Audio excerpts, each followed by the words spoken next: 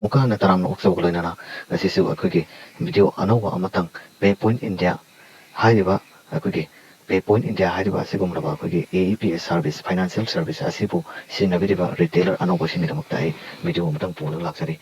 hariba video se ako'y matang karam tawdana AEPS limit wallet tagi ishagi retailer masagi bank account hariba layriba pasasang ano kamay tawdana move tawdagi kamay tawdana transfer tawdagi hariba retailer gi account karam na sangandagi jangan gadagi hariba ki adugumraba video mane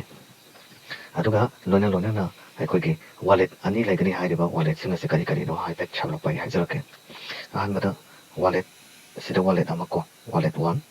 ꯁꯤꯗ wallet ꯑꯃ wallet 2 ꯑꯣꯏꯒꯗꯣꯏꯕꯀꯣ ꯍꯥꯏꯔꯤꯕꯁꯤꯒꯤ wallet 1 ꯁꯤꯅ ꯀꯔꯤꯅꯣ wallet 2 ꯁꯤꯅ ꯀꯔꯤꯅꯣ ꯍꯥꯏꯕꯗꯣ ꯑꯩ ꯃꯃꯨꯠ ꯇꯥꯅ ꯑꯗꯨꯝ ꯍꯥꯏꯖꯔꯛꯀꯦ ꯋꯥꯂꯦꯠ ꯋꯥꯂꯦꯠ 2 ꯍꯥꯏꯇꯥꯔꯦꯀꯣ ꯋꯥꯂꯦꯠ 2 AEPS ꯂꯤꯃꯤꯠ ꯊꯥꯔꯤꯕ ꯑꯁꯤꯒꯨꯝꯕ ꯋꯥꯂꯦꯠ ꯑꯁꯤꯅ ꯑꯩꯈꯣꯏꯒꯤ ꯁꯤꯗ ꯂꯩꯔꯤꯕ ꯑꯩꯈꯣꯏꯒꯤ AEPS ꯍꯥꯏꯔꯤꯕ AEPS Aadhaar Enable Payment System Cash Withdraw Balance Inquiry Mini Statement ꯑꯁꯤꯅꯆꯤꯡꯕꯀꯣ ꯁꯤꯁꯤꯕꯨꯅꯤ ꯑꯩꯈꯣꯏꯅ AEPS ꯍꯥꯏꯔꯤꯁꯦ AEPS ꯁꯤꯗ ꯑꯩꯈꯣꯏꯅ cash withdraw ꯑꯗꯒꯤꯗꯤ ꯇꯧꯔꯤꯕ cash withdraw ꯇꯧꯕ ꯀꯁꯇꯃꯔ ꯑꯃꯒꯤ ꯑꯣꯔ ꯅꯠꯇ꯭ꯔꯒ ꯑꯅꯤ ꯑꯍꯨꯝꯒꯤ cash withdraw ꯇꯧꯍꯧꯔꯤꯕ ꯍꯥꯏꯔꯗꯤ ꯄꯩꯁꯥ ꯂꯧꯊꯣꯛꯄ ꯃꯇꯝꯗ ꯍꯥꯏꯔꯤꯕ ꯄꯩꯁꯥꯁꯤꯡꯅ ꯀꯔꯣꯝꯗ ꯆꯪꯉꯛꯀꯅꯤ ꯍꯥꯏꯕ ꯃꯇꯝꯗ ꯑꯁꯤꯒꯤ AEPS ꯂꯤꯃꯤꯠ ꯍꯥꯏꯔꯤꯕ ꯁꯤꯒꯤ ꯖꯒꯥꯁꯤꯗ ꯁꯤꯒꯤ ꯋꯥꯂꯦꯠꯁꯤꯗ ꯍꯥꯏꯔꯤꯕ ꯄꯩꯁꯥꯁꯤꯡ ꯑꯗꯨ ꯂꯣꯏꯅ ꯆꯪꯉꯛꯀꯅꯤ ꯑꯗꯨꯒ O to O limit ꯍꯥꯏꯔꯤꯁꯤꯅ ꯑꯩꯈꯣꯏꯅ AEPS ꯋꯥꯂꯦꯠꯇꯒꯤ ꯊꯥꯡꯗꯣꯛꯄ ꯌꯥꯏ ꯁꯤꯗ ꯌꯥꯎꯔꯤꯕ 2ꯗ ꯌꯥꯎꯔꯤꯕꯁꯦ ꯁꯤꯒꯤ 1 ꯑꯁꯤꯗ ꯆꯪꯍꯟꯕ ꯌꯥꯏꯑꯕꯀꯣ ꯏꯁꯥꯒꯤ AEPSꯇ ꯌꯥꯎꯔꯤꯕ ꯄꯩꯁꯥꯗꯣ ꯑꯗꯨꯒ AEPS ꯁꯤꯗꯒꯤ ꯏꯁꯥꯒꯤ ꯔꯤꯇꯦꯂꯔꯒꯤ ꯍꯥꯏꯇꯥꯔꯦ AEPS ꯋꯥꯂꯦꯠꯁꯤꯗꯒꯤ ꯔꯤꯇꯦꯂꯔꯒꯤ ꯕꯦꯡ ꯑꯦꯀꯥꯎꯟꯇ ꯍꯥꯏꯇꯥꯔꯦ ꯍꯥꯏꯔꯤꯕ ꯕꯦꯡ ꯑꯦꯀꯥꯎꯟꯇꯨꯗ ꯆꯪꯍꯟꯕ ꯀꯃꯥꯏꯅ ꯇꯧꯗꯅ ꯆꯪꯍꯟꯕ ꯌꯥꯒꯗꯒꯦ ꯑꯗꯨꯁꯨ ꯇꯥꯛꯆꯔꯛꯀꯦ ꯑꯗꯨꯁꯨ ꯌꯥꯒꯅꯤꯀꯣ ꯑꯗꯨꯃꯛꯅꯤ ꯑꯩꯅ ꯍꯧꯖꯤꯛ ꯍꯥꯏꯖꯒꯗꯧꯔꯤꯕꯁꯦ AEPS ꯋꯥꯂꯦꯠꯇꯒꯤ ꯀꯁꯇꯃꯔꯗꯒꯤ ꯑꯣꯔ ꯅꯠꯇ꯭ꯔꯒꯅ ꯏꯁꯥꯒꯤ ꯀ꯭ꯂꯥꯏꯟꯁꯤꯡꯗꯨꯗꯒꯤ ꯋꯤꯗ꯭ꯔꯣ ꯇꯧꯍꯧꯕ ꯑꯗꯨꯒꯨꯝꯕ ꯄꯩꯁꯥꯁꯤꯡ ꯑꯗꯨ AEPS ꯋꯥꯂꯦꯠꯇꯒꯤ ꯕꯦꯡ ꯑꯦꯀꯥꯎꯟꯇ ꯀꯃꯥꯏꯅ ꯊꯥꯖꯤꯟꯒꯗꯕꯅꯣ ꯍꯥꯏꯕꯗꯣ ꯑꯩ ꯍꯥꯏꯖꯔꯛꯀꯦ ꯍꯧꯖꯤꯛ ꯑꯩꯒꯤꯁꯤꯗꯤ AEPS ꯂꯤꯃꯤꯠꯇ 00 ꯂꯩ ꯀꯣ 00 ꯂꯩꯕꯁꯦ ꯄꯩꯁꯥ ꯌꯥꯎꯋꯦꯅ ꯈꯟꯖꯔꯒꯦꯀꯣ ꯑꯗꯨꯒ ꯍꯥꯏꯔꯤꯕ ꯔꯤꯇꯦꯂꯔꯒꯤ ꯍꯥꯏꯔꯤꯕ ꯁꯥꯔꯚꯤꯁꯁꯤꯕꯨ ꯁꯤꯖꯤꯟꯅꯔꯤꯕ ꯑꯗꯨꯒꯨꯝꯕ ꯔꯤꯇꯦꯂꯔ ꯑꯅꯧꯕ ꯑꯗꯨꯒꯤ ꯑꯦꯀꯥꯎꯟꯁꯦ ꯁꯦꯝꯕ ꯃꯇꯝꯗ ꯑꯦꯀꯥꯎꯟ ꯍꯥꯏꯔꯤꯕ ꯁꯥꯔꯚꯤꯁꯁꯦ ꯑꯩꯈꯣꯏ ꯑꯦꯄ꯭ꯂꯥꯏ ꯇꯧꯕ ꯃꯇꯝꯗ ꯁꯦꯝꯕ ꯃꯇꯝꯗ ꯃꯁꯥꯒꯤ ꯕꯦꯡ ꯑꯦꯀꯥꯎꯟ ꯑꯃ ꯑꯣꯜꯔꯦꯗꯤ ꯍꯥꯟꯅꯅ ꯍꯥꯏꯇꯥꯔꯦꯀꯣ ꯑꯣꯜꯔꯦꯗꯤ ꯍꯥꯟꯅ ꯍꯥꯞꯄꯒ ꯂꯩꯈ꯭ꯔꯕꯅꯤ ꯍꯥꯏꯔꯤꯕ ꯕꯦꯡ ꯑꯦꯀꯥꯎꯟꯗꯨꯗ ꯍꯥꯏꯔꯤꯕ ꯄꯩꯁꯥꯁꯦ ꯀꯃꯥꯏꯅ ꯊꯥꯖꯤꯟꯒꯗꯒꯦ ꯍꯥꯏꯗꯣ ꯍꯥꯏꯖꯔꯛꯀꯦꯕꯀꯣ ꯍꯧꯖꯤꯛꯇꯤ ꯑꯅꯧꯕ ꯁꯤꯁꯇꯦꯝ ꯑꯃ ꯂꯥꯛꯑꯦ ꯍꯥꯏꯔꯤꯕ ꯑꯁꯤꯒꯤ ꯋꯤꯗ꯭ꯔꯣ ꯃꯅꯤ ꯐ꯭ꯔꯣꯝ AEPS ꯕꯦꯂꯦꯟꯁꯇꯒꯤ ꯍꯥꯏꯔꯤꯕ ꯑꯁꯤꯒꯤ ꯖꯒꯥꯁꯤꯗ ꯍꯥꯏꯇꯥꯔꯦ ꯁꯤꯗ ꯊꯥꯔꯤꯕ ꯖꯒꯥꯁꯤꯃꯛꯇꯗ ꯅꯝꯕꯤꯌꯣꯕꯀꯣ ꯀ꯭ꯂꯤꯛ ꯇꯧꯕꯤꯌꯣꯕ ꯁꯤꯗ ꯀ꯭ꯂꯤꯛ ꯇꯧꯔꯀꯥꯟꯁꯤꯗ ꯁꯨꯃꯥꯏꯅ ꯑꯃꯨꯛ ꯊꯣꯔꯛꯀꯅꯦꯕ ꯁꯨꯃꯥꯏꯅ ꯊꯣꯔꯛꯏꯁꯦ AEPS ꯀꯣ AEPS ꯂꯦꯖꯔ ꯍꯥꯏꯗꯤ AEPS ꯋꯥꯂꯦꯠꯇꯨꯅꯤꯀꯣ AEPS ꯀꯣ AEPSꯇꯒꯤ ꯊꯥꯗꯣꯛꯄ ꯉꯥꯛꯇꯅꯦ ꯇꯧꯔꯛꯀꯗꯣꯏꯁꯤꯗ AEPSꯇꯒꯤ ꯀꯔꯤꯗ ꯁꯤꯅ O to O ꯂꯦꯖꯔ ꯉꯁꯥꯏꯒꯤ ꯋꯥꯂꯦꯠ 1ꯗꯣ ꯋꯥꯂꯦꯠ 1 ꯍꯥꯏꯕꯗꯤ ꯉꯁꯥꯏꯒꯤ ꯋꯥꯂꯦꯠ 1 ꯁꯤꯗ ꯂꯩꯔꯦꯀꯣ ꯁꯤꯗ ꯊꯥꯖꯤꯟꯗꯣꯏꯅꯦꯕ ꯑꯍꯥꯟꯕꯒꯤꯁꯤꯅ ꯀꯣ ꯑꯗꯨꯒ ꯑꯅꯤꯁꯨꯕꯁꯤꯅꯤ ꯑꯩꯈꯣꯏꯅ ꯍꯥꯏꯔꯤꯕꯁꯦ ꯑꯅꯤꯁꯨꯕꯁꯤꯅ ꯀꯔꯝꯕꯅꯣ ꯍꯥꯏ ꯀꯥꯟꯁꯤꯗ AEPS ꯋꯥꯂꯦꯠ 2 ꯍꯥꯏꯇꯥꯔꯦ ꯋꯥꯂꯦꯠ 2ꯗꯒꯤ ꯍꯥꯏꯔꯤꯕ ꯔꯤꯇꯦꯂꯔꯒꯤ ꯕꯦꯡ ꯑꯦꯀꯥꯎꯟꯇꯨꯗ ꯄꯩꯁꯥ ꯀꯥꯞꯁꯤꯟꯅꯕꯅꯦꯕꯀꯣ ꯄꯩꯁꯥ ꯍꯥꯞꯆꯤꯟꯈꯤꯅꯕ ꯍꯥꯏꯇꯥꯔꯦ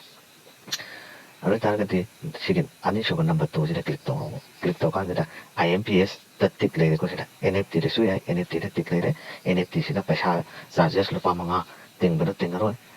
ꯑꯗꯨꯒ ꯄꯨꯡ 2 ꯅꯠꯇ꯭ꯔꯒꯅ ꯆꯣꯟꯊꯔꯕꯗ ꯄꯨꯡ 3 ꯁꯨꯃꯥꯏꯅ ꯆꯪꯒꯅꯤ ꯄꯩꯁꯥꯗꯣ ꯑꯦꯀꯥꯎꯟꯗ ꯆꯪꯉꯛꯄ ꯃꯇꯝꯗ ꯆꯥꯔꯖꯦꯁ ꯑꯃ ꯐ꯭ꯔꯤ ꯑꯣꯏꯔꯅꯤ ꯑꯗꯨꯒ IMPS ꯁꯤꯗ IMPS ꯑꯣꯏꯇꯥꯔꯒꯗꯤ ꯂꯨꯄꯥ 5 ꯍꯥꯏꯇꯥꯔꯦ IMPS ꯆꯥꯔꯖꯦꯁ ꯀꯛꯀꯅꯤ ꯀꯣ ꯑꯩꯅ ꯊꯥꯗꯣꯛꯏꯕ ꯄꯩꯁꯥꯗꯨꯗꯒꯤ ꯍꯥꯏꯇꯥꯔꯒꯗꯤ ꯁꯤꯗꯩꯁꯤꯗ IMPS ꯈꯟ ꯇꯥꯔꯒꯗꯤ ꯄꯩꯁꯥꯗꯣ ꯈꯨꯗꯛꯇ ꯆꯪꯉꯛꯑꯅꯤꯀꯣ ꯑꯗꯨꯒ ꯆꯨꯁ ꯕꯦꯡ ꯑꯦꯀꯥꯎꯟꯠ ꯑꯃ ꯁꯤꯗꯩꯁꯤꯗ ꯑꯩ ꯆꯨꯁ ꯇꯧꯁꯤꯜꯂꯅꯤꯀꯣ ꯆꯨꯁ ꯇꯧꯔꯅꯤ ꯑꯩꯅ ꯊꯥꯖꯅꯤꯡꯕ ꯑꯦꯀꯥꯎꯟꯠ 2 3 4 5 ꯑꯗꯨꯝ ꯍꯥꯞꯆꯤꯟꯕ ꯌꯥꯏ ꯁꯤꯗꯒꯤ ꯑꯩꯅ ꯃꯅꯤꯄꯨꯔ ꯔꯨꯔꯦꯜ ꯕꯦꯡꯛꯁꯤꯗ ꯑꯦꯀꯥꯎꯟꯠꯁꯤꯗ ꯄꯩꯁꯥ ꯆꯪꯍꯜꯂꯒꯦ ꯍꯥꯏꯇꯥꯔꯒꯁꯨ ꯁꯤꯗ ꯑꯩꯅ ꯑꯦꯃꯥꯎꯟꯠ ꯏꯔꯅꯤ ꯑꯗꯨꯒ ꯁꯤꯗ ꯁꯦꯟ ꯃꯈꯥꯒꯤꯀꯣ ꯃꯈꯥꯗ ꯁꯤ ꯂꯩꯔꯦ ꯁꯤꯗ ꯂꯩꯔꯦ ꯃꯈꯥꯁꯦ ꯁꯤ ꯃꯈꯥꯒꯤ ꯁꯦꯟ ꯂꯤꯃꯤꯠ ꯔꯤꯀ꯭ꯋꯦꯁꯁꯤꯗ ꯅꯝꯃꯒ ꯄꯩꯁꯥꯗꯣ ꯑꯗꯨꯝ IMPS ꯑꯣꯏꯇꯥꯔꯒꯗꯤ ꯈꯨꯗꯛꯇ ꯑꯗꯨꯝ ꯆꯪꯉꯛꯑꯅꯦꯕꯀꯣ ꯑꯗꯨꯒ ꯍꯥꯏꯔꯤꯕꯁꯤꯒꯤ ꯀꯩꯅꯣꯁꯤꯗ ꯁꯤꯒꯤ ꯄꯣꯠꯁꯤꯗ ꯉꯁꯥꯏ ꯑꯩꯅ ꯅꯝꯂꯤꯕ ꯋꯤꯗ꯭ꯔꯣ ꯃꯅꯤ ꯐ꯭ꯔꯣꯝ AEPS ꯕꯦꯂꯦꯟꯁꯁꯦ ꯁꯤꯖꯤꯟꯅꯗ ꯇꯥꯔꯒꯁꯨ ꯑꯩꯈꯣꯏꯅ ꯑꯇꯣꯞꯄ ꯑꯣꯞꯁꯟ ꯑꯃꯗꯅ ꯑꯩꯈꯣꯏꯒꯤ ꯁꯤꯒꯤ ꯃꯦꯅꯨ ꯑꯥꯏꯀꯣꯟꯁꯤꯗ ꯅꯝꯕꯤꯔꯣ ꯃꯊꯛꯀꯤ ꯆꯈꯩ 3 ꯂꯩꯔꯤꯁꯤꯗꯀꯣ ꯁꯤꯗ ꯅꯝꯃꯅꯤ ꯑꯗꯨꯒ ꯁꯨꯝ ꯆꯤꯡꯈꯠꯄꯤꯔꯛꯑꯣ ꯃꯈꯥꯔꯣꯝꯗꯀꯣ ꯆꯤꯡꯈꯠꯄꯤꯔꯕ ꯃꯇꯨꯡꯁꯤꯗ ꯀꯔꯤꯗ ꯑꯃꯨꯛ ꯅꯝꯃꯅꯤ ꯍꯥꯏ ꯀꯥꯟꯁꯤꯗ ꯑꯩꯈꯣꯏꯒꯤ ꯑꯦꯠ ꯂꯤꯃꯤꯠꯁꯤꯗ ꯆꯪꯉꯣꯕꯀꯣ ꯑꯦꯠ ꯂꯤꯃꯤꯠꯁꯤꯗ ꯆꯪꯀꯥꯟꯁꯤꯗ ꯁꯨꯃꯥꯏꯅ ꯊꯣꯛꯑꯦꯀꯣ ꯁꯣꯔꯤ ꯑꯩ ꯁꯣꯏꯔꯦꯀꯣ Sumana Senkalani Duga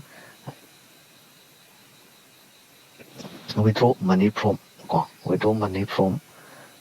APS balance sit tambio ko Sumana. And I get some man another Toraco. As I get to some man and Tori, I quickly Sampom Sigi Wabun any hydration. Sampom Sigi was a Sumana Sangasway, as I get to the Shamsham and Namakasway, I don't ever.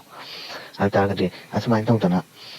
Sinabi ano ke aim ATM sidagi aim ATM sidagi lako pesasu ngasagi APS to sanga kadoini ko samaina tawe aduga amakhaktanga haijauge sida yauri ba pesase sida yauri ba pesase sigi pesase su isagi bank account hapchen ba yai ba ko retailer masagi account kapchen ba yai ba ko yari ba pose sidi charges yam song la e kamaina la e hakanda sida thaga doriba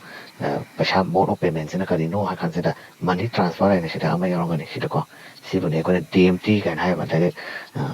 money transfer ko sida ti charge song la ani yam song la pesa je ko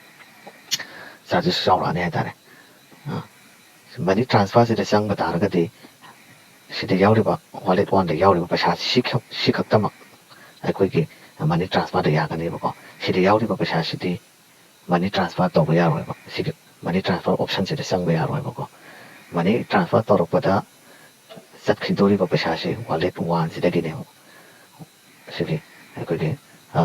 wallet one sida gi pesa sat khidoi ne money transfer se to ko matam da money transfer se to ko matam da sida gi pesa sa loi ba wallet two de gi sa loi ba ko simi gen ta bi le me ko aduga ai koina sida service maya ma yauri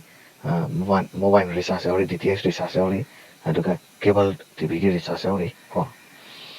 hairiba sigi recharge transaction tor ko matam da karamba wallet de gi pesa sat kadam no ha kan sita koina O2O limit hairiba sida yauri pesa sida gi loin sakani ko adaka ga de koi recharge to gi hai tar ga ti hairiba sigi wallet one O2O limit sida pesa yon ba matar ka ta ya ko